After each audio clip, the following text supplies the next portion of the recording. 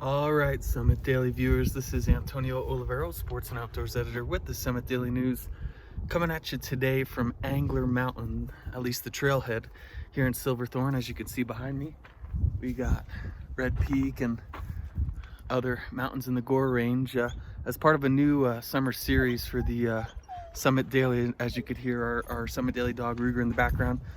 Say hi to Ruger.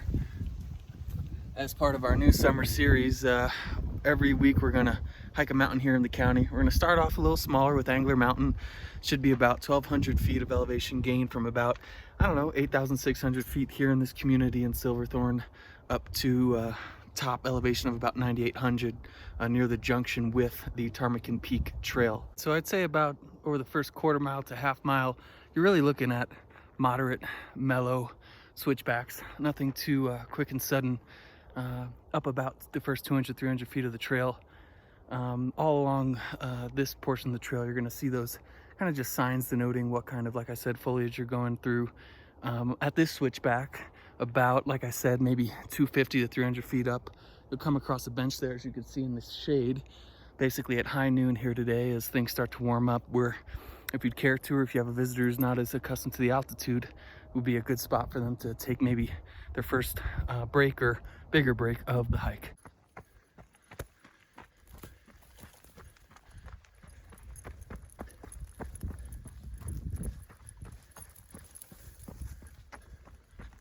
So one definite downside of this Angler Mountain Trail for a local or a tourist, as we take a break here about, 400 feet up from the trailhead, about 20 minutes into our hike and trail run, is you're gonna come across a full out road. So not a full wilderness experience all the way up from your parked car in the trailhead. As you can see,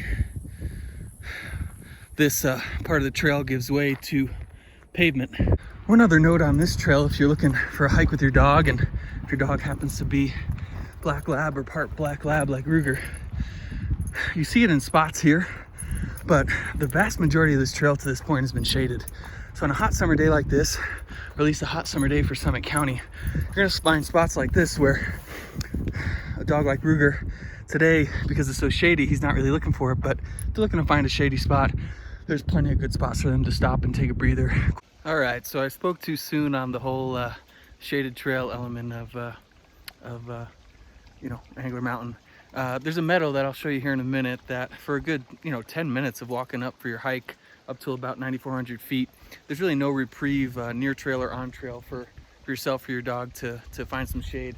Up at about, I would say, 9380 before you start switchbacking up for the final 400 feet, it seems, of the Angler Mountain Trail. You do have this nice shady spot here in the aspens that Ruger and I have taken reprieve at.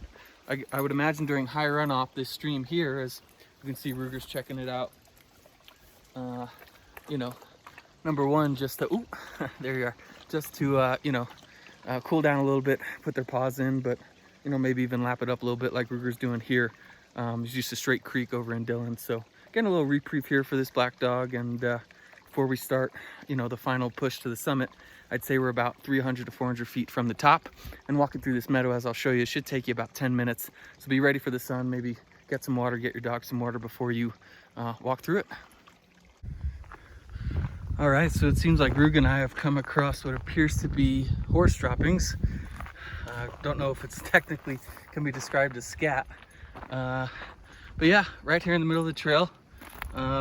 I suppose it's more difficult to pick up horse droppings, what it appears to be, than come on, Rug, than dog droppings. But that's just a friendly reminder, I guess, to that these trails are open to equines, and to expect them out on the trail. And big reason why today I'm keeping Ruger leashed up is, in case we turn a corner and there's a horse there, don't want any kind of incident or to spook anyone, spook the horse. It's at this trail junction of Ptarmigan Peak Trail number 69 and the trail we came up, Angler Mountain Trail number 29. As you can see here, clear as day, you'll come across it, where old Ruger and I are going to turn around for the day. For the Angler Mountain Trail hike, this is the effective terminus. 9,800 feet is where we're at now, 1,200 foot gain from the bottom. And as Rug leads us down back down the trail we came from.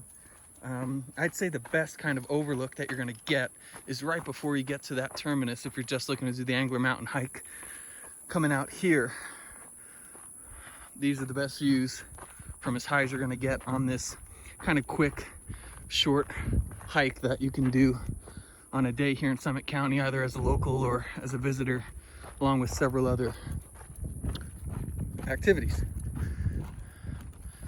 So as we pan away from Ptarmigan Peak, you could see Baldy Mountain at left, way in the distance, kind of straight ahead. Dead center is Quandary Peak, popular 14er.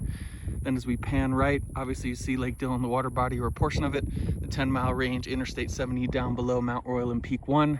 Town of Silverthorne down below gives you an idea of how much you're gaining here. And then Buffalo Peak. As Rug leads us the way down the mountain, come on Rug.